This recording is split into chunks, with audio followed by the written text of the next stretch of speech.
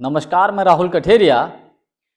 मेरा मानना है कि महिला पहलवानी हमारे देश में इस वक्त सबसे बुरे दौर से गुजर रही है, क्योंकि अभी कुछ दिन पहले महिला पहलवान खिलाड़ी साक्षी मलिक ने कुश्ती से संन्यास लेने की घोषणा की और अभी 2-3 दिन पहले महिला पहलवान खिलाड़ी विनेश फोगाट ने घोषणा की थी कि वो अपने अवार्ड वापस कर देंगे।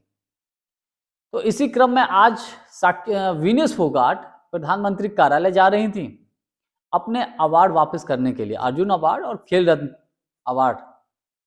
तो प्रशासन की तरफ से विनेश फोगाट को बीच में ही रोक लिया जाता है, तो विनेश फोगाट को आगे नहीं जाने दिया जाता है। ऐसे में विनेश फोगाट क्या करते हैं, बीच रास्ते में ही सड़क पर अपने अवार्ड रखते हैं और वापस चली जाते हैं।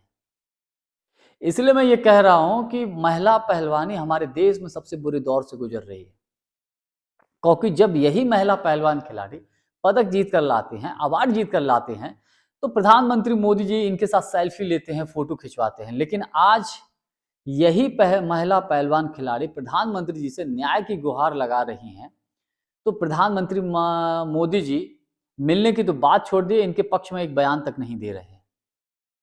जैसा कि हम सभी जानते हैं कि महिला पहलवान खिलाड़ियों ने ब्रजभूषण शरण सिंह के ऊपर यौन शोषण जैसे गंभीर आरोप लगाए थे।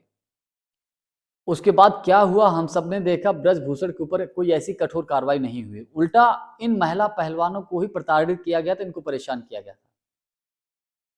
तो आप एक बात बताइए, क्या यही दिन देखने के लिए ये महिला पहलवान खिलाड़ी दिन रात मेहनत करती हैं, कड़ी मेहनत करती हैं कि विदेश में देश का नाम रोशन करेंगे, भारत का नाम रोशन करेंगे, अवार्ड जीत कर लाएंगे, और अगर देश में उनके साथ कुछ गलत होता है, अत्याचार होता है, तो उनकी कोई सुनेगा भी नहीं।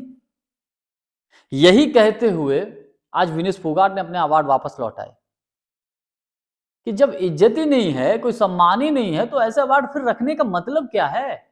जब कोई सुनने वाला नहीं, हमारी हम कह रहे हैं कि मेरे साथ कुछ गलत हुआ है, उसकी जांच तक नहीं हो रही, और जिस व्यक्ति के ऊपर आरोप लग रहे हैं उसके ऊपर कोई कार्रवाई नहीं हो रही है, तो फिर क्या ऐसे अवार्ड रखने का मतलब है?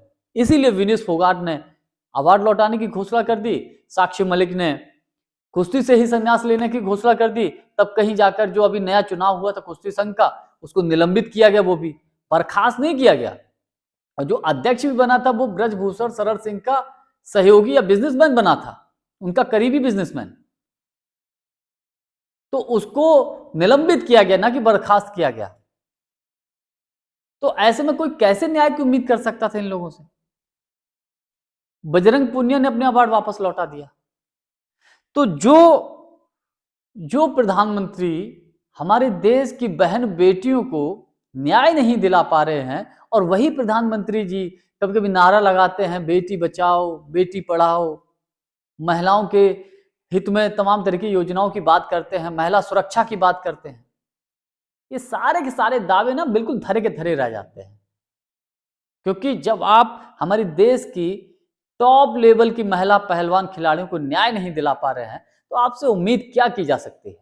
और एक सबसे बड़ा सवाल यहां पर यह, जो महिला पहलवानी में पिछले कुछ महीनों में जो कुछ भी घटना घटित हुई, इन सारी घटनाओं को देखते हुए कोई माँ बाप, कोई भाई क्या अपने परिवार की बहन बेटियों को महिला पहलवानी में खेलने के लिए भेजेगा?